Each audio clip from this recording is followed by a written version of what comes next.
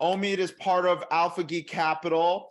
He is a father of 3 kids and a beautiful wife, and he somehow manages to still network, do his corporate job, do a crazy impressive portfolio of short-term rentals, and do so much more. And I just got to welcome him to the show and really just to teach everybody, how did you go from working this crazy schedule and making everything fit into that schedule and still having time to reach your financial goals and eventually quit your job?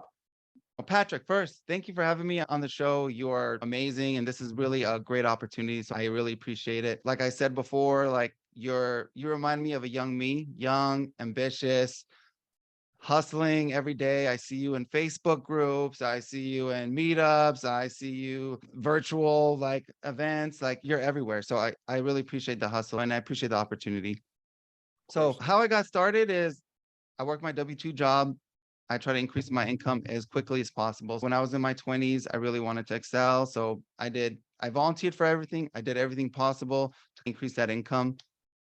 And then I put myself in a position where then I can start investing. So through the journey, I attempted multiple things from a long distance rental to long distance BRRRR to attempting syndication. And eventually I came across short-term rentals. So this happened actually summer of COVID. And for the past 2.5 years, I've shifted and I guess built a portfolio with short-term rentals. And just last year or earlier this year, actually in January, I walked away from my W-2 job where the short-term rentals allowed me to replace my income. And I'm doing this full time now. And this income is not only replacing just you, it's replacing 3 kids and a wife and you, right? So that's a whole family income that you've replaced through real estate investing, more specifically short-term rental investing, in a little bit over 2 years, right? Or 2 years. Correct. So like when you think about traditional way of like investing, so you think like 401k. So I'm going to give you an example. In my 401k, I would contribute as my income would increase, I would also increase my contribution and I would max out on my 401k. I eventually built it to an amount which was, so I was at a crossroads. I had built it at an amount was like 700k. And if I continued with the company an additional 5 years with compounding, it would be at 1 mil. And so for me, like, it was always like, I don't know why I had this number in my head, 1 mil, I'm going to walk away and do something different, just like a safety net. But in the past 2 years, I was able to invest in real estate and that exceeded my 401k as far as net worth in those 2 years that took me 18 years to accumulate. So I think that's like the power of real estate, the power of investing at the right time in the right niche. I mean, that doesn't even account for like cash flow. That just like net worth with increase in the values of the acquisition of like the assets purchased. And so how many units are you at right now? You went from 0 to, So I'm invested in like right now, like 19 are currently live, I would say. wow, And while then like having a W-2 job. yeah, so I worked a W-2 literally like I used to wake up at 5. I would be the first in the office, last one to leave. When COVID happened, I started waking up at 4 o'clock. And essentially what I would do is I'd go into meetups, virtual meetups, so I'd spend an extra 10 hours. I would shift my 10 hours of working the W-2 into essentially like educating myself, building relationships, networking. So that way I could build slowly a foundation before I eventually took action into real estate. Yeah. So how did you actually manage to scale from 0 to almost 20 in 2 years? What was the key factor for somebody like you that's in a corporate job? Yeah, so essentially you're in a corporate job. So I got to a point where I had a high income, but I had a lot of responsibilities at home. So how do I then buy back some of my time? So you buy back your time by leveraging the income for loans. So I qualified for loans to purchase short-term rentals. I found a partner who had time freedom. So essentially with their time freedom, they're able to do the major part of the operations of the business. And eventually, as I continued to scale, I slowly started running out of liquidity. So then I started finding partners who had liquidity But then we had now a machine, a process in place to have cash flowing assets. So then now we reversed it. And eventually I was able to use, I guess, the income to eventually replace my W-2 and walk away from it. It was a slow process. I think like you wear so many hats. And initially, like when you're in a W-2 job, you first want to wear the hat of qualifying, leveraging your income, build a team, and then eventually leverage that team and all the systems to then allow you to step away. So it's like people always talk about like work on the business versus in the business. So initially you're always going to be working in the business as you're in the process, but eventually you'll create a business that in theory, again, not as easy like a said, but that eventually it runs itself. Got it. Okay. And so how did you meet this person that had time freedom? Where do you really find, you said you were networking, but that's very broad. Like, where Right. did you network? How did you find out about it?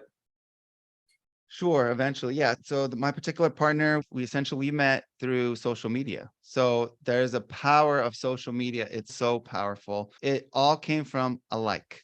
So one led to a DM that led to an investment relationship that led to multiple investment opportunities that we eventually had together. And then my partner then, his wife at the time was not working. He was working at W-2.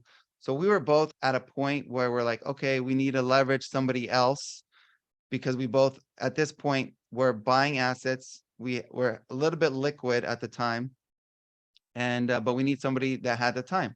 So his wife we proposed to her like, hey, why don't you, I know you're not into real estate. Hey, this is just something that we feel is a good opportunity. And again, it was also a tax strategy for my partner, for his wife to be a real estate professional by running a short-term rental. So there was tax advantages, even though for him and his wife. And eventually that kind of led to creating a system that allowed us to scale So and that's then a bring in your other third people. wheel in this situation. Yeah, so I'm like, I went from like the partner to the third wheel to the, it's funny because as you go through this journey, you wear different hats. And as I walked away from my W-2, then it's okay, now you're starting to take on some of the operational responsibilities and some of the additional duties that maybe you had not taken on before. And so I guess like to all your listeners, you don't have to know everything. Leverage people that have certain skill sets that complement yours, and you'll be in a great position where you don't have to know everything. You can scale, have a little bit less risk, and be in a position to be successful. Yeah. And a lot of people might be thinking that what your encounter was luck. You just got lucky. You commented on something or you liked something, somebody saw it, and you got a DM. What do you say to those people that always think everything's luck in life? Yeah, so what I think what you don't hear about the story is there's a lot of failures behind it. But uh I think what the theme is like there was action taken. So you're gonna have a lot of these relationships. People always preach, go to meetups, go do virtual, go on Facebook groups. But people do that and they're like, nothing's happening. What's going on? But the most networked and most effective networking people are the ones that build those relationships. So it's if you're in a Facebook group, be active. Don't be like what is it? Like somebody that just kind of wallflower that just Fly on the observes all the wall. comments, right? Or like is a voyeur? Is that the right word? Like I don't know, they're just It's like called, I think it's looking, called fly on the wall is what I've heard fly on the personally. wall, right? Don't be the fly on the wall. So be active. And this is what I that's why I appreciate what you do is I see you very active in the Facebook group. So how does somebody like you who's in their 20s able to build this community and relationship? Is because you're proactive. You create a presence, you bring value to others.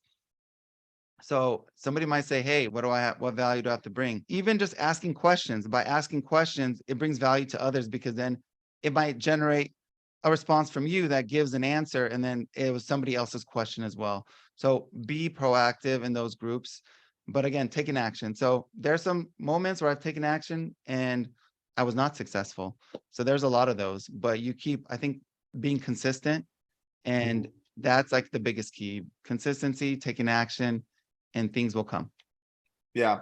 And so I think I've heard a phrase once called luck is essentially opportunity meeting somebody that's prepared. So you were That's like prepared. Tony Robbins, right? Is that Tony I Robbins? I feel like think that might be. I I just think heard Tony it through Robbins. the grapevine. Yeah, but that is so true, right? You're taking consistent action every day, and then one day just it happens. You're prepared to accept whatever happened in your life, and it happens. It just the ask is there, and the opportunity arises, and you hop on it. But look, Omid, if you were not prepared for that and you were just in this corporate mindset, or I have to take care of my kid, I can't partner right now, I have to do this everything myself, I don't think that would have been even an opportunity to begin with. Yeah, so I think a lot of people, when I think about it, and why didn't I start sooner is like mindset. Mindset, it's either, hey, I never thought I could qualify for more than my own personal home outside of, even though I had a high income. So I think there's a lot of people that have different mindset barriers. And I think you're able to break those barriers by being in an environment where you see proofs of concept from other people. And you go to the meetups, you go to just ask, just stay consistent. And I think the more you do that, the more you learn from others. It's just somebody in a corporate environment like I was, I don't have time to read 20 books. Sometimes you see people and they're like, I read my 20th book today. Just, I don't have time for that. So all I have time for is, hey, just give me the juicy stuff. What do I need to do? How do I do it? Give me like the Cliff Notes version. If you can find the Cliff Notes version as a W-2 or as a corporate professional, it allows you to accelerate your ability to take action. And I think that's like a big thing, is make sure you find the Cliff Notes version. And that worked for me. I mean, some other people have different risk tolerances as far as what they want to do, but for me, that's what I'm comfortable with, to be able to take some action.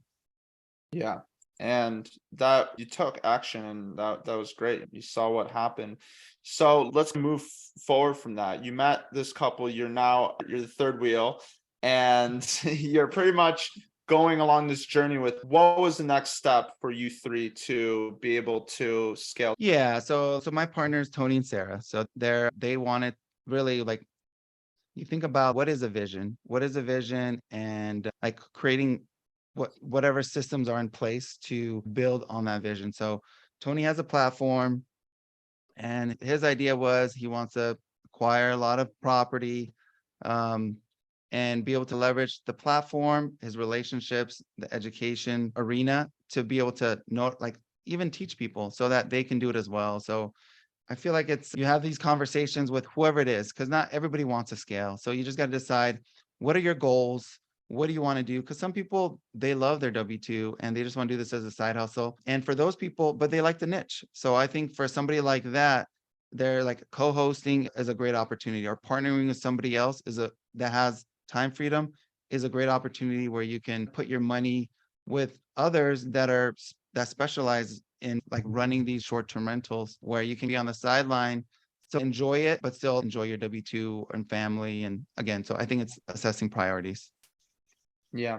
And so what skill set you said you were a high income? Was that the only thing you brought to say about? I'm assuming that you brought more than just high income.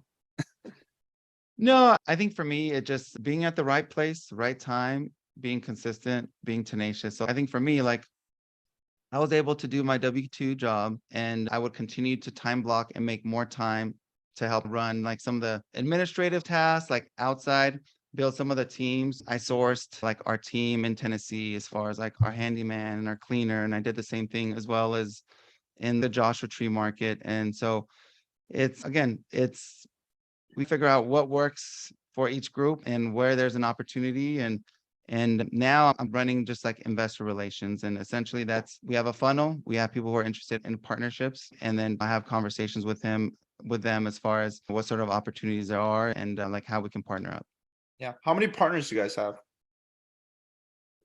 I don't know off the top of my head, to be honest. It's let's say like 10-ish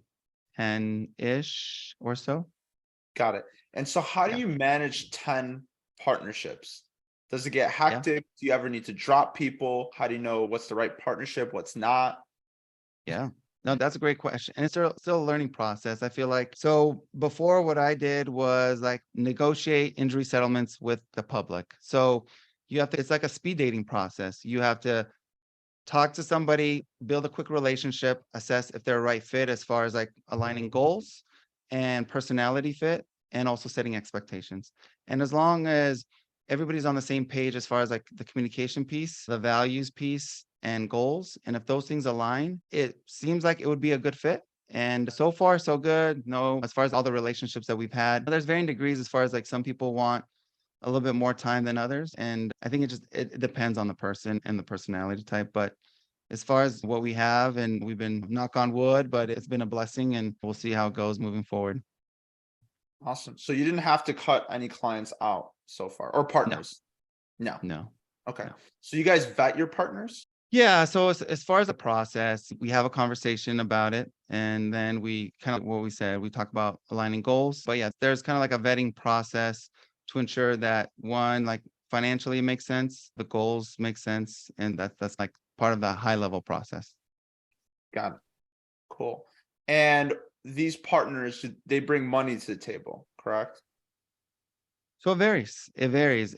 I think it's evolved over time, and now we're moving towards it's been where we both contribute to their there's specific capital partners, or even if it's like a private money flip and they're just strictly, is it equity or is it just like a short-term type of loan? Or even if it's in this case, eventually transitioning to syndication model where there's like LPs. So I think it's evolving depending on like where we've been in like the cycle and what opportunities are available. Got it. So do you do multiple deals with the same people? Or do you do you do different partnerships depending on the deal? Yeah, so you can. I think it depends on the appetite of the partner, but we have a couple partners that have done more than one deal. So it's let's say for one partner, they're really into the time freedom. They like the niche. They're into the time freedom. They just want somebody to run property A to Z and just really collect like a distribution. Again, I think it's going to vary depending on the partner and what they want. And there's other partners who they just want to look over your shoulder. And they had a partner where they bought multiple after the initial partnership. And so they just wanted kind of like a proof of concept, a resource that was available. And so I think those are like our two avatars, I would say. Right.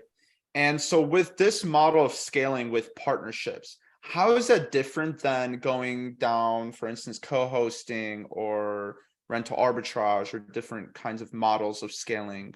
Yeah, so rental arbitrage. So I think with that specifically, I'm not as experienced, but this is like a high level, like my high level understanding as well as co-hosting. I think we have like equity stake in the properties as far as like the partnership model. Co-hosting, it's more typically you got the gross revenues and there's some like X percent fee, let's say hypothetically 20% right off the top off of gross revenue. So I think and even arbitrage, it's you don't own the property, so maybe there's not again the equity piece, but again you gotta like sublease, and there's some risk component to that depending on the market.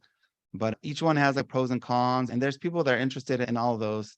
So it just for our particular model where we were as far as we're learning, that's something that we've been doing. But I think even to answer your question, I think co-hosting seems to be like the popular shiny thing for 2023. When you think about partnerships and getting like the right returns, it's going to be difficult, I think, in this like lending environment. And so co-hosting just seems okay. Somebody already has a property. Maybe you already have a system that works and you can better optimize the property. So I know like you have a co-hosting like arm and so I think it's timing and where like the market is and what makes sense. Yeah, for sure. So right now, and that is an amazing point. It depends, right? When interest rates were so low, you were Yep. taking advantage of the partnership model where you build equity in the property as well Yep. as getting all the benefits of real estate. However, now in this market, it might be better to pivot into something, and we're probably giving away secrets by saying this, but co-hosting is like the new thing right now. It's they're already locked in Yep. at lower interest rates Yep. and their mortgage is really low. I definitely can make whatever they're making, and you don't have to worry about a mortgage. Yep. So it's the sweet thing to do. And are you guys pivoting all to co-hosting, or do you guys still acquiring? What's the game strategy right now for your team? Yeah, I think for now, I think what we're looking to do is that we want to do a value add in a different market. So the goal is really to establish, not necessarily to make profit, but it's to establish a team in a different market that then we can scale. So I think that's Right. part of it. There's a strong likelihood that they'll be co-hosting in the future. And then on top of that, I think as far as like creating a fund, I think part of it is going to be depending on kind of the timing in the market. But I think that's at some time next year, probably launching some sort of fund that I think that's involves also short term, something that a lot of people are doing is launching right? funds. I think Yeah. three things that a lot of people are doing: co-hosting, Yeah. launching funds, or boutique hotels. I feel like those three Mhm. things, midterm rentals as well. Those Yep. are the big things that everyone wants to do now. Yeah, but I think that's like when you think about it, like there's a lot of people in the space where they're like that's like popular, but I think outside of the space, there's a lot of people that still don't know about a lot of these things. And I think it's great having these conversations because I think it allows people to understand, hey, short-term rentals, how to use that strategy and knowing that there's cycles and when is the right time to get into different investment strategies, leveraging short-term rentals. Just because even like midterm rentals is like a variation of short-term rentals to a degree, or like an in between of long-term, short-term. Yep, yep. Hence the name midterm rentals. Yeah. Yep. Yep. But yeah, there's so many things you can do. What do you say to the people that are just getting started? What advice would you give them to help them scale in this market? I think you got to assess your threshold for pain or commitment, right? So a lot of people say, "Oh, I want to do real estate," but then they're not willing to give up their weekends. They're not willing to stay up late. They're not willing to wake up early. So number one, assess your threshold for pain or like commitment, because I think that's like the first step. Because if you're, there's a lot of people who are like, oh, I love the idea of that. And then you ask them to like go to a meetup and they're like, oh no, I have a happy hour. I can't go to that. It's all right. I guess maybe real estate is not for you. But so I think it's really like that commitment. It's hard to find. I think there's a lot of people who are like, oh, that sounds cool. They look for the easy thing, but there's nothing easy that comes with real estate and doing it well. You have to be very committed. You have to be dedicated. So that's the first piece. So let's say, all right, you're committed, you're in. All right. So we've eliminated all the yeah, I'm in, but not. So that we got in. So Yeah, number two, education. So education comes in so many forms. You got the podcast and the networking, you can follow me. masterminding, but it's like there's so many tiers of that. And so how do you accelerate that? Like somebody like in a W2 like me, it's either you're a mastermind, you have a mentor, you join a coaching program, that $5,000 in a coaching program or 10,000 or whatever it is, that accelerates your ability to be in the right space. It's almost like a country club. You're in the country club, you get all the inside secrets and you get the Cliff Notes version. So that's for me, that's what worked for me. Number three, identify the niche. So pick the niche, whatever it is. And again, it goes back to like a whole like shiny object syndrome. There's so many things. I want to wholesale. I want to midterm rental. I want to flip. And there's so many things, but I would say do the one thing, right? Do the one thing and do it well. So pick that niche, stick to it, and then just stay committed to it. So can I ask you a Yeah, question about that? So yeah, for the people that are wondering, pick a niche. It's so yeah. hard to pick a niche when you really don't know anything about all the different possibilities. Is it okay Sure. if people in the beginning explore the different aspects of real Oh, estate? 100%. So I'm going to give you an example. When I first started, I house hacked before there was a term house hacking. So essentially, I bought my personal residence and it was my wife and I needed extra income. So I was like, okay, let's rent these rooms on Craigslist. Back then it was Craigslist. And we essentially had roommates, two roommates, right up until my wife was about to have a baby. So once we had our roommates, we tested that out. We tested out the long-term rental. So I think you can and figure out what speaks to you because some people like short-term rentals because of the destination, but maybe short-term rentals might not be for you because you have somebody complaining about core or there wasn't the right coffee and you don't want to deal with that It's not crap, right? passive. So It's a it's not business. passive. It's not passive. It's a business. So I think it's figuring out for your personality and your needs and what you want. And maybe long-term rentals is right for you because you just want to be like more passive. So again, pick your niche, figure it out, and it can change. So just like I've pivoted so many times, you can pivot and figure out what works for you. Yeah. But once you figure that out, yeah. you want to go all in on it. This is what I'm. Yep. Yep, absolutely. Then that goes back to the one thing. So once you've identified it, the one thing, go all in. So again, so now we got the assess your threshold, education piece, identify the niche, and really, I think the mentorship, like find a mentor. I think I saw one of your clips where you're like the 33% rule. So it's Yeah. like 33%, like with your peer group, that like a support group. You have the 33% that you're learning from. But I think if you have the right person that teaches you, that accelerates your ability to really take action. Because if you try to do it yourself, there's going to be a lot of mistakes along the way. You'll learn. But if you can shorten that window, and for me, that was Alex Sabio. Alex Sabio was the one who's like, hey, I'm doing this. Hey, this is the tax strategy I'm using. What's tax strategy? What do you mean? Say taxes? What is? So I'm like, it generates all these questions and it allows you to take action faster. And then your action plan, figure out some sort of action plan that works for you, and whatever that is that gets you closer. If you want to do it in a partnership model, go find or you want somebody you want to buy, but you want somebody to host for you, go find that co-host. So figure that out and then revisit. I think that's the challenging thing that I think people don't do is they have this action plan. They're like, all right, I know these steps, I'm ready. And then they're not like constantly assessing like where they are, like gauging how they're doing. And it just like constantly reassess as you're going through the journey, because you want to reflect, okay, can I do this differently? Can I do that differently? And that'll allow you to determine if this is like the right fit for you.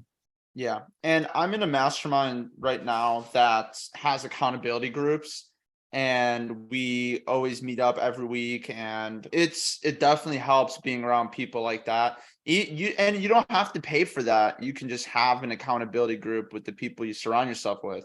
If the people you surround yourself with are doing big deals, you're going to want to do big deals as well.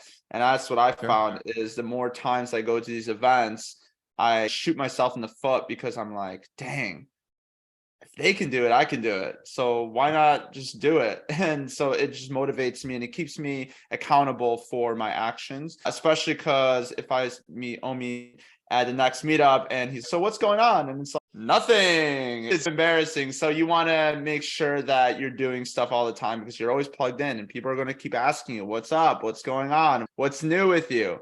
And so you're going to have to come up with something. You can either lie or you can actually take action and make yourself better.